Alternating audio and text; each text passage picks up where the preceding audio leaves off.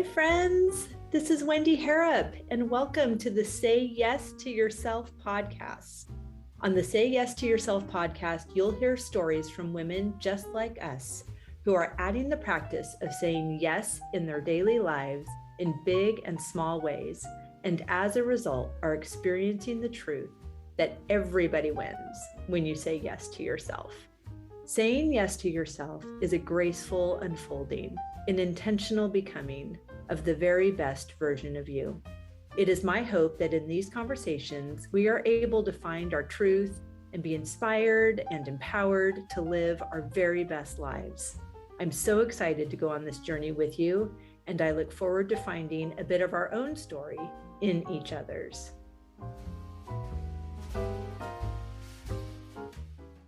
Hello, friend. Welcome back to the podcast.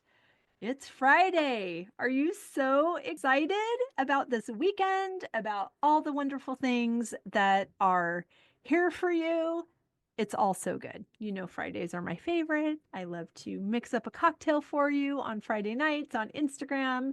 If you didn't know I did that, come on over and see what's shaking up tonight. I'm not even sure what that will be, so we'll both be surprised and delighted. And speaking of surprise and delight, today's guest, oh my word, I love this woman so much. I love her so much that I had to become friends with her. I also had to become friends with her mother because she's so wonderful. I just wanted to send her mother a thank you note because she's such a fabulous human. And I've had the beautiful pleasure of also entering into a gorgeous friendship with her mom. So, how lovely that podcasts bring people together. It's so good. In fact, Julia Henning, who is today's guest, is also one of our fabulous panelists for the Say Yes Summit, which is June 17th and 18th. Our theme for this month's summit is expansion. We have such an amazing list of speakers. We have Sarah Dale with Project 1490. We have Dina Jansen, who wrote Soul Farmer. We have Julia Henning, today's guest. We have Peggy Sullivan. We have Sherry Lukey. We have Lisa DeAngelis, Alex Lalick, and Sylvia Suburana. I'm so looking forward to being in fabulous, expansive conversation with these fabulous women up to really big things. And I'm so thrilled that you are invited to join us and you will be live on that call. You can ask questions. If the timing doesn't work for you over those 2 days, it's 1 to 4 Eastern. I will send you the replays, but it's just such a beautiful, rich time of growth and appreciation and beautiful expansion, just like listening to this podcast is, but times 8 because there are 8 guests over the 2 days. It's all so good. Okay, but back to today's guest, the very, very fabulous Julia Henning, who is a PSYM. She has her master's in psychology. That's what I had to look up what those letters meant. She is a certified coach. She is a lifestyle designer, and she is the author of It Gets to Be Easy If You Let It, which, if you remember, my mantra for 2025 is let it be easy. So I was all over this book. She is known for her witty, approachable style. Julia blends psychological insights, spirituality, and actionable strategies to empower others to embrace lives of ease and authenticity. With a background in immersive theater and a master's degree in psychology, she creates transformative spaces for growth through her coaching, retreats, and resources. Based in Los Angeles, Julia is passionate about inspiring others to design lives they truly love. I cannot wait to share this gorgeous conversation with Julia Henning.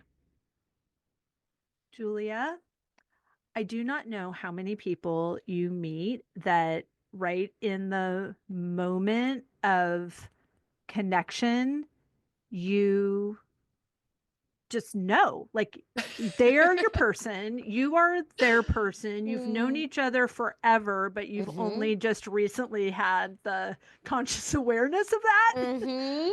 Oh my gosh, I love you Oh. so much, and I am over the moon to have this conversation. I've already decided it's too short, and I cannot wait for the next one already.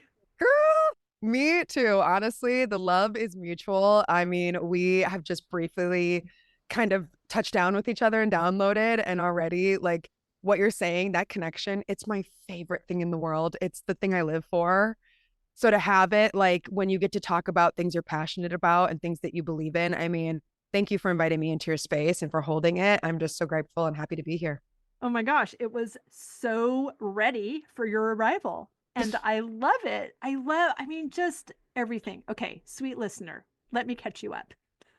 So I received this beautiful email from this fabulous human, James Bracken, who has been introducing you, listener, and me to the most amazing women that have written books that are up to big things in the world. We've been having them on the podcast. It has made this love fest so easy, and I thank him all the time. And just a couple of weeks ago, he sent me an email asking me if I was interested in this fabulous woman, Julia Henning, who wrote a Mm. book that is called It Gets to Be Easy If You Let It. And as you know, my phrase for 2025 is let it be easy. So, of course, I had to say yes because it would be easy. And now I've been reading the book and now I'm seeing your face. And it is like, it's like okay, the first time I went to Paris, I Mm. had this deep sense of homesickness for a Mm-hmm. place I had never been. Ooh, That is how I feel. Like, not to freak you out, but no, that is not at how all. I I'm feel. It's here. like, oh my Wow. gosh, I am so connected to this woman in so many ways. And it's just like, if anyone is questioning the fact that we are all actually one, this would be a giant argument. You're gonna make me cry. We just I started. love Oh my you. God. I told I you. love you too. And I love when people say I love you when they feel it immediately. I think that that is the embodiment of letting it be easy. You know, that's the first step of just feeling something, claiming it, owning it, and saying, I'm gonna express this. And I feel such a kindredness being here. I mean, like you said, you just know when you connect with somebody and you know when it's right. And again, I mean, this is just all in alignment of it getting to be easy. Right. I mean, we know that what we focus on grows, and the space that we hold for ourselves and the things that we give our attention to just draw into our experience more things like that. And that's why we're together. I mean, it's, the law of attraction and the power of manifesting. You end up where you're supposed to be to talk about the things you're supposed to talk about. I believe that very deeply. So I think I'm definitely here. And we're here at this moment for so many reasons beyond probably what we're just going to talk about today. And I'm so stoked for it. For sure. And I love, I have not gotten as far into the book as I'm super eager to. It's one of those things also. It's like, oh, do I only want to read a little teeny bit every day Mm-hmm. so I can make it Totally. last longer? Oh, Or do I want to just start it over again when I'm done? What do I want to do? But I think one of the tenets to letting it be easy is to become unavailable for judgment. that's a very interesting and beautiful way to frame what ease and easy can be. But I love that you claim this tenant of letting it be easy. Judgment and I have a really fun relationship. And I like to talk about that with people who are open to the concept that we all are inherently designed to judge each other. It's how we survive. And we have to judge everything We have to judge whether or not, the air quality is clean, if our food is rotten, if this person is the energy I want to surround myself with. But what I have found about ease and easiness, at least from my personal experience, is the minute that I feel a specific flavor of judgment, Mm. that is to say that there's not enough space for the Mm. possibility, for the curiosity, the what if of a situation or a person, then I'm kind of turned off. And I wouldn't say that I would judge that person or that experience back, but it would give me enough evidence and information to say, cool, we're not necessarily in the same, we're not reading the same book right now, or we're on different chapters. And it's just not something I really want to give my time and my energy to, because if you judge me, I'm just going to be really blunt about it. If you judge me, I'm kind of like, I'm good, because I don't have time in Right. my very limited space on this earth to feel bad for just having the human experience that is laid out before me. Does that Right. speak to what you're saying? Oh my gosh, yes. And it's okay. Mm-hmm. It's okay to not, I mean, I have 5 interviews today. I don't Get it, girl. think, I'm super excited. I don't think that they're all going to start the way ours did. Mm, There are, yes, we are all one, all of those things. Yes, I love everybody, all the things. There's just these levels of connection mm-hmm. that are beautiful in the ways that if you have no connection with someone, like it's a gift. It's a gift. And it's also a double blessing. They Mm-hmm. have no connection with you. It's all good. We all just get to stay in our lane while living in community with other people. And when we get sidetracked of worrying about what somebody else will think, or worrying about how we're going to present, or how am I ever going to get this person to come to my way of thinking so that they agree with every decision I've ever made? Oh my gosh. It's like we'll never do anything. And it's Mm. just a distraction from the work that's in our heart. I mean, you are like preaching my gospel right now, my darling, because I mean, it's just to kind of keep it cohesive with the concept we're talking about. Again, judgment is tough because judgment, some people aren't even aware when they're being judgmental, or they're not even as perceptive to what that judgment really means to them. That comes from often a place of sometimes trauma or Mm-hmm. emotional labor or lack. And Mm-hmm. when I experience judgment coming towards me, I have learned to just accept that that just tells me that something's going on with the other person, and that wasn't always easy. That wasn't always my experience. But as somebody who has often taken a lot of personal risks in their life in the effort to have a pretty deep human experience, Mm-hmm.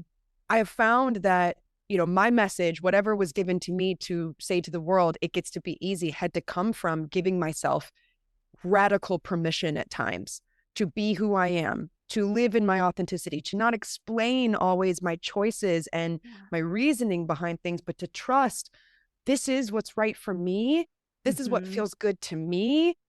Do I care how I come off? Do I care what people think? Yeah, of course, I'm a human.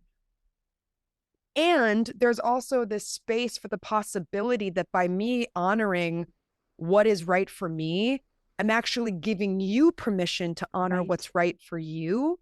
And if you want Exactly. to judge me for that, okay, but that's cool. But like, I would just say, how's it going for you? you know, Right. how do you feel? Right. Yeah, it's definitely a tenet of ease and a deep pillar, permission. I would relate what you're talking about to permission, and Yeah. it gets to be easy is literally just a guided companion permission slip to do what feels good and do what feels right. And I love that you said, do I binge read the book, or do I Right. kind of filter it? And I think it was written for it to be either. I mean, it could be a quick read for anybody who's like, okay, I got it. And it can be a true manual and guided permission slip that you fill out anytime you're sort of feeling like you need it. You can tap Right. in and tap out. right? It's so good. And I love you bringing it back to permission, to Mhm. agency, to the thing that, let's see, in entering 2025 with this set of words and this little art piece that I made to remind Love. me to let it be easy, Oh, I and love you. these sticky notes in different areas of my house that read, "How could this be easier?" So, in the spaces where I am, above the cutting board, because I spend a lot of time in the kitchen and at the desk where I do my meditation and my morning routine, and on my computer, like, how can I let this be easier? At first, as I was considering that, and just at the beginning of the year, I thought, okay, my mind has zero evidence that this is an effective plan for a single mother running a small flower farm and a bed and breakfast and an empire that she's growing and a podcast and all of these fabulous dreams that are in my heart. Um, I've lived under the tenet that I delight in the work of my hands. I love that this property requires so much of my time and attention. I love that I'm raising an 11-year-old. Oh my gosh, she's such a unicorn Mm, and my mm. favorite human. And I love the doing, and I had no evidence of the being. And I knew it conceptually, but I didn't know exactly how I was going to let it be easy or what it would even look like. And in reading your book, it really gave me the language to understand that the reason it's easy is because the roadmap is me.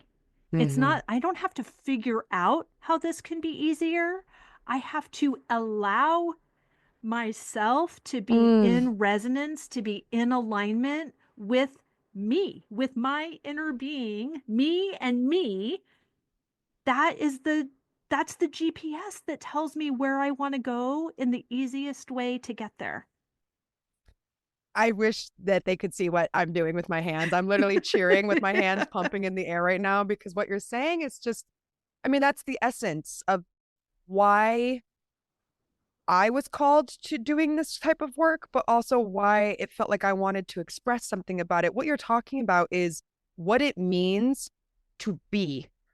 We are Right. human beings, Yeah. and we in this time, and especially in, the United States, we are convinced that we're supposed to be human doers. Right. So we often bypass the experience of the being and get down on ourselves and make our lives so much harder because we believe that we're supposed to subscribe to a certain standard, structure, rat race game versus the possibility that you can honor those systems while, like you said, creating a path or a blueprint for a lifestyle and an experience that feels sacred and authentic to you. And to be is to exist in authenticity, Mm, embracing your true self without the filters or the expectations of others. And the book, I mean, it invites readers to really redefine what success and fulfillment right. looks like on their own Right. terms. Right. I love what you just said, and I'm gonna have to, I'm gonna have to write that down today. That We're recording. I mean, but like this is going on my vision board, girl. I'm like the beauty of your hands. I mean, that is a mantra in and of itself that Mm, so many people need to hear because it creates a vision of not just what you're doing and the day to day to do and the tasks, but it creates a vision of what this means to yeah. you. Yeah. And I hear you saying, and what I hope what the book encourages is letting go of the resistance and tuning into what feels good and aligned and true. And when you do that, like you said, I don't have to figure out how to let it be easy. I'm in the flow of ease. And Yeah. real quickly, I'm kind of being a little more transparent about it now that the book is out, but I kind of got readers by putting easy on the title. I didn't mean to Yep. trick anybody, but there was a little bit of a subconscious psychological, underpining to putting easy on the title. because we're attracted to that. Right. We want the simple, we want the shortcut, the external, you know, outcome, but Right. ease. Right. Lose 50 pounds in Lose 30 50 pounds days. now, right? Right. And, Your pants you will know, fall off if you drink this thing you've never heard of you've your never entire heard of. life. Or like scale your business to 6 figures with my Exactly. course. And Right. I just think that like I could have said ease because ease is more about making the right choices for you, even if they're not the simplest. Right.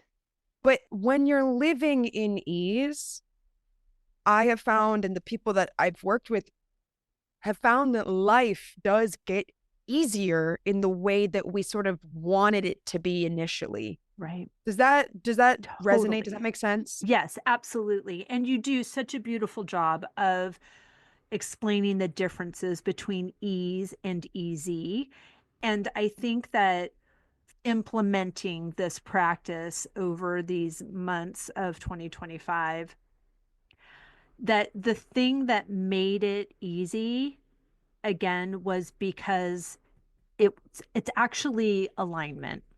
It's actually flow, like you said. It's actually being in unity with myself.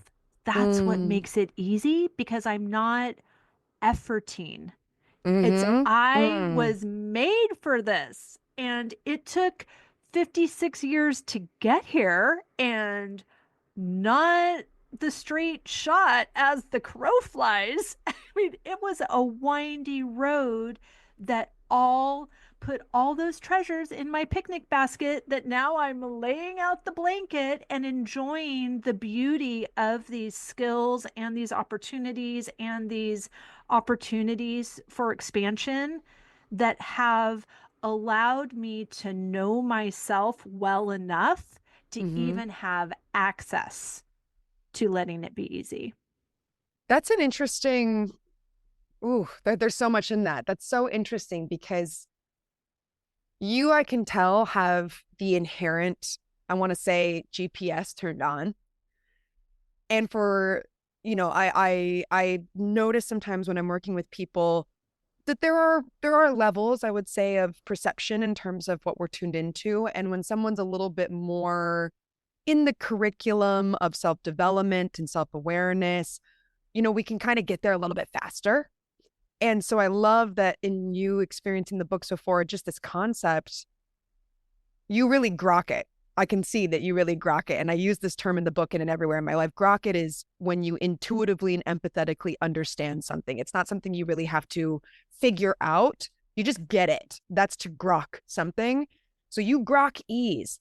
For the people who don't immediately, I like that you said this personal experience because we can break that down into understanding that, at least what I'm hearing is that like success, happiness, fulfillment, it didn't come from these grand gestures of efforting, like you said.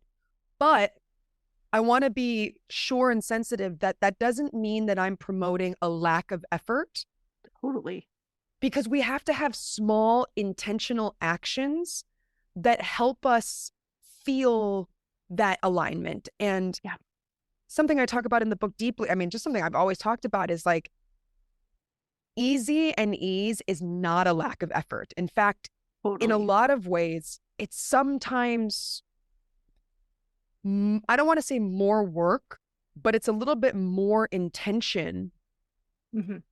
because it's a path you're creating where you really have to be honest. You have to think about your values. You have to think about the vision of your life and asking yourself at every corner, is this in alignment? Mm-hmm. And when it's, can I swear on here? Sure. Yes. We do not censor I was, ourselves, well, when it's a fuck no, right? you got to listen to that because too many people are living in their maybes and their not sures and their no's. But letting it be easy is really cueing into, is this a hell yes for me? Mm-hmm. And what do I have to do actually? And how do I have to be with this? And that actually does take effort. And that's, the book kind of equips you with, I think, some practical skills or maybe techniques that kind of take us out of, okay, well, now I'm aware of this concept. Well, what do I now do about it? Exactly. Right? I mean, Yes. Yes.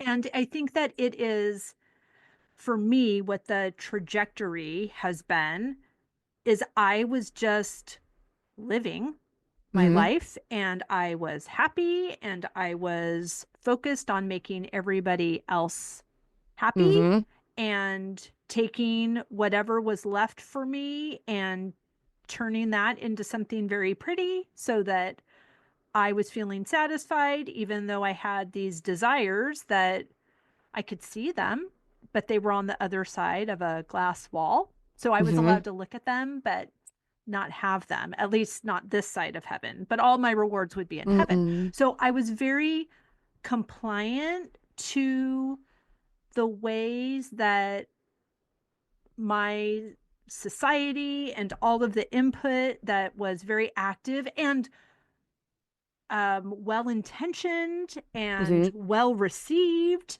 I was a perfect product of my environment, and mm, nobody was mad. And I was a little bit sad, but I also knew that, God loves me and that's enough. And mm, I'm just happy. And then somebody told me 5 years ago, Kathy Heller, in an online business course that I took from her, that the person that you're waiting for to give you permission to live the life that you want is you. mm-hmm, And oh, what, really? What? Okay, well, what do I even want? And then it was like, oh my gosh, I became a student of me, of what do I mm, want? Not what have I always wanted? What do I want? What does mm, that even look like? And then inviting the people in my sphere, in my household, to answer that question as well. And for my now ex-husband, his want was for everything to stay the same. mm-hmm. And my want was, oh my gosh, there's more. There's And more. the mantra of the universe is more. And I'm not wrong or selfish or greedy for wanting more. Like, I can't unknow Mind that. I blown. am Mm, I am only available for what delights me. My gosh, that's amazing. What delights me? What I love having this farm. Are there chores? You bet. Do I love that particular chore? Maybe not. Do I love having a flower farm? You bet I do. And so doing that is a part of having this. So it delights me. And anything that does not delight me, I'm not available for it. So all of this, like you have to do all of the work before it gets to be easy because otherwise you don't even know what you want. Like your roadmap is only going to take you as far as you can see. But mm-hmm, once allow yourself to see farther, to to be just in it and to know more, then you can go anywhere. And having it be easy gets you there faster because you're just out of your own way. I'm just beaming over here. I'm like, I I love needed to you hear so this today. much. Thank you for bringing this out of me.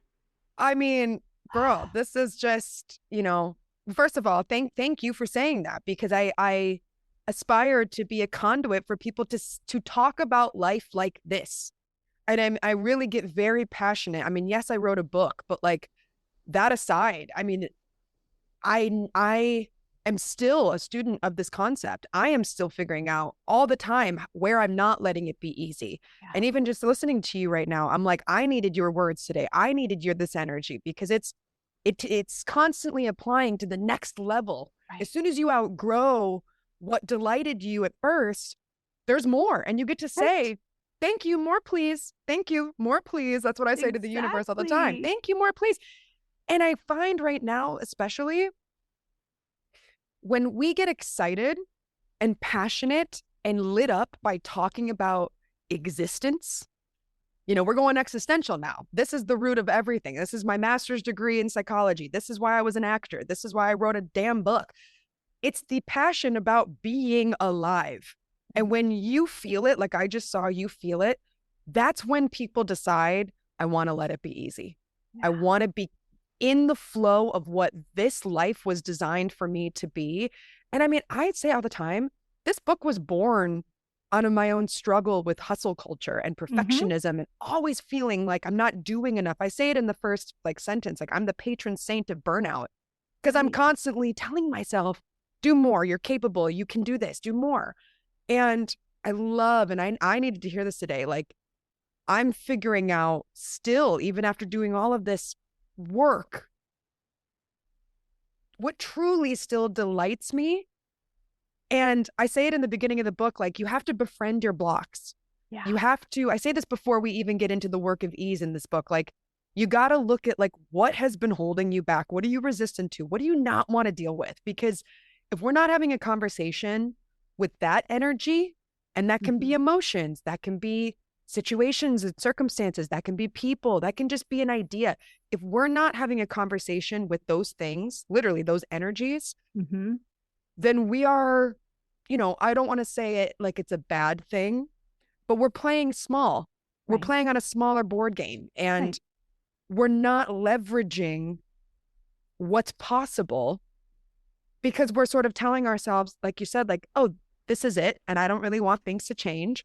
But when you open up yourself to the idea that if I just somehow deal with what I've created for myself or this narrative that I've been living with and tell myself, actually, there might be something else, there might be more, this isn't it.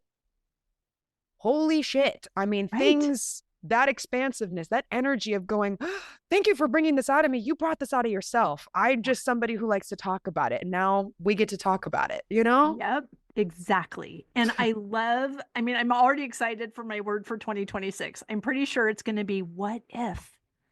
Like, Ooh, what if? Like, ooh, just this ooh. curiosity and discovery. And, yeah, it's scary. Doing something different is Yeah. super scary. What made it feel scary to me was that it was unfamiliar Mm-hmm. and it was uncomfortable. It was Mm-hmm. uncomfortable to be in a pandemic, living in a space with a husband that was making it very clear that growth and expansion was not on his to do list. And he Mm-hmm. was happily there and was happily there with me being where I happily was. And I was in the process of breaking a social contract. I was Mm-hmm. no longer showing up the way I said I was going to show up. And that was really uncomfortable. And it started a trajectory of events that have me in the process of divorce still after many years, but whatever. The timing is perfect and I'm here for it. And all that to say, I got the most beautiful compliment from my daughter this morning. We were chatting about nothing that has to do with Mm-hmm. this. I was Mm-hmm. making her pancakes this morning, and she said, I think dad's a lot happier now than he used to be when he lived here. Wow. And I was like, that's the nicest thing anybody's ever said to me. Like, Wow. all I want for him is freedom and happiness because that's all I'm experiencing. And it doesn't matter to me that we're experiencing them in two different houses. Like, if Amelia is not getting the best possible experience because she has two parents that feel free and happy, huh? Oh my Mm. gosh, it's so good. It's so good. Well, you just, I mean, brought it home by reiterating like you gave yourself permission and it gave him permission. That's right. It's It's giving always a her double blessing. permission. I mean, it's, you just when somebody in a situation like that is going through expansive changes, you're just holding up a mirror and that mirror gives everybody a chance to really look at themselves and reflect and pause and say, is this in alignment? And if it's not, we get so attached to comfort and easy And the story. and the story. I mean, the narrative of this is who I am and this is what pleases people and this is what's keeping me safe. But if we go back to the beginning and go, we were all children once who didn't know anything And at one point, we all took a leap of faith. We all took a risk. We all decided to go one way or another. If you can get back to that almost childlike purity that anything is possible and I'm going to be okay because things have always been okay, then everyone, I won't speak so freely that it's subjective, of course, but it tends to be that most people end up where they need to be because you're living in alignment. You're right. You're writing a story that's not based off of outcome. You're writing it based off of process. And process is something that a lot of people, that is the discomfort for most people, the resistance, the avoidance. Oh, that feels unfamiliar because it's a new process. Yeah. We are going from awareness to action so quickly in our culture. Right. Yeah. People want to just do something about the way they feel. They want to do something about their situation. But what we're bypassing is acceptance. Because if you don't accept the story you've created and the story that you want to live out, yes, you might be aware, oh, I'm unhappy, or like things aren't working out at home, or he wants this, or I want that. Okay, well, I can leave, or we can talk, or I can do something. But if you don't accept it, we often like get on a hamster wheel of doing and doing and doing in action without that moment of going, I think he's happier. He's accepted it. You've accepted it. And in the end, there's a really deep, ripple effect of when people are in a state of acceptance. Sometimes you don't actually have to do anything. It just happens naturally. Right. And acceptance and tolerance are two different things. What we're tolerating, we're choosing, right? Like this could be 47 podcasts. I'm totally but I wanted to also say, because you've mentioned action and this kind of recovery from hustle culture and, like, well, we gotta do something, or I'm just laying around. It's not that. And action is not required. Action is inspired. And it comes from that knowing and that communion with myself. My commitment to myself is real. I get up every morning at 4:45. It is a non-negotiable. I am filling my cup till it overflows. I give from my saucer. When I wake Amelia up, she gets the very best version of me. And that is when I find out what to do. And I'm asking every day, how may I be of service? Where would you have me go? What would you have me do? What would you have me say? Who would you have me say it to? Sometimes I ask that question. How would you have me use these next 15 minutes? How would you have me, I have 5 minutes between interviews. What would you have me do? And it's just this practicing of presence and getting to know how God speaks to me, how I listen, how this is going, and letting my emotions, like Abraham Hicks would say, like your emotional guidance system tells you if you are doing what is in alignment with your inner being or you're not. I think you might need to promote this book. I am promoting this book. I think that you are, I need you as an advocate for this guy because I love when I get to talk to somebody who speaks the language that I do. Right. And you very clearly speak the same, I think we come from the same curriculum of self-development and the mentors who have probably guided us both to be here. And so it's just so refreshing and nice to get to talk to somebody who's already in the flow of well-being. Right. And that stream, when you're in it, when you're in it. And when people are out of it, when they're out of it. And I'm really, I want to just give you a deep credit because you're doing the work. And yet, even though it takes effort, even though some days it might feel delightful and some days it might feel heavy, you are truly embodying what it means to let it be easy. And I hope that when people listen to this, they can feel the passion that you clearly have for your life right now. And I'm sitting here talking about a project and a book and sort of a product that has come from my being. But in reality, the point of all of this for me is just to get to have conversations about what it means to be human and what it means to be alive. And at my core, that's probably my biggest passion is, at the end of time, these things probably won't matter as much as we give them weight. But what mattered was remembering that you got to talk to someone, or remembering on a random morning, like, I'm alive, I'm here, I have this chance. What do I get to do with it? What do I want to do with it? How do I want to be human today? And I'm one of the, between the scales of really woo woo and spiritual and out there, and pretty grounded with one foot, out the door of that. And I find that, being human, being alive, it's such a mind warp. I mean, it's when you really try to answer some of these existential questions. I was a philosophy major back in school. So every single thing I've ever done has been committed to the human condition.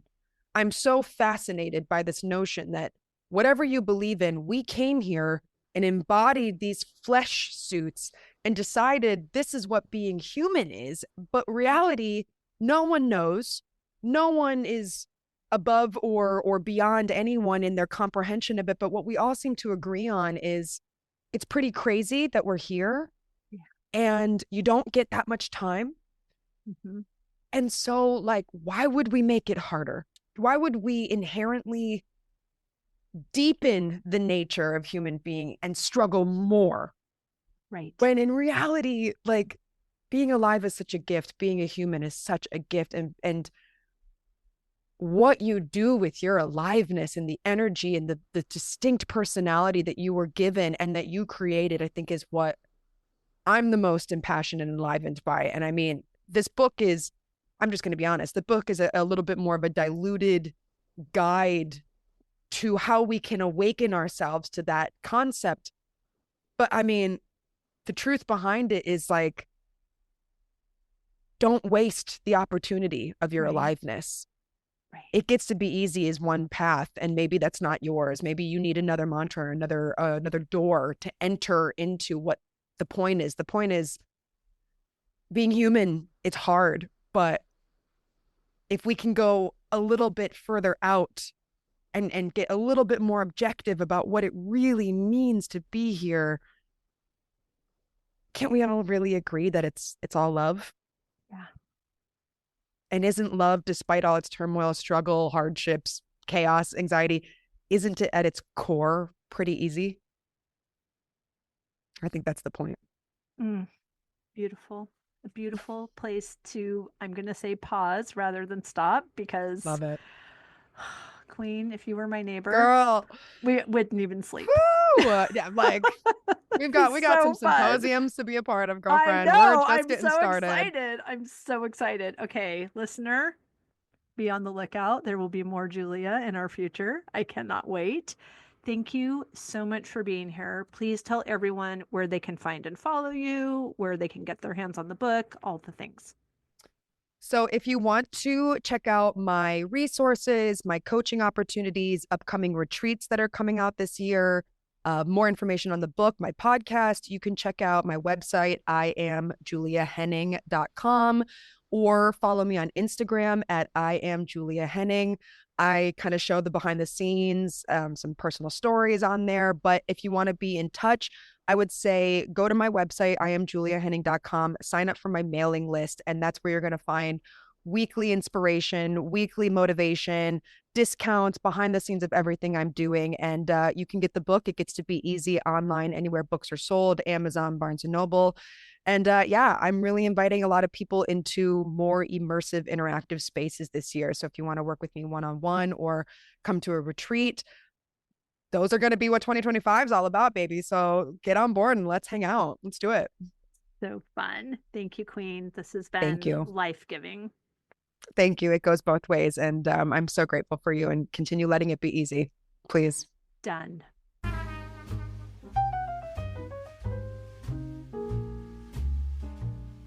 I hope you enjoyed that conversation as much as I did. As always, any links or notes mentioned can be found at phineaswrighthouse.com in the podcast section of our site, or in the show notes below. And if you haven't connected with me personally, Come find me on Instagram at Phineas Wrighthouse and let me know you listened to this episode. I'd love to get to know you. Thank you for sharing this time with me. I know your days are full, and I'm really grateful that you chose to spend some of your precious time right here. Be sure to subscribe to the podcast so you don't miss any of these delightful conversations. I'll see you next week.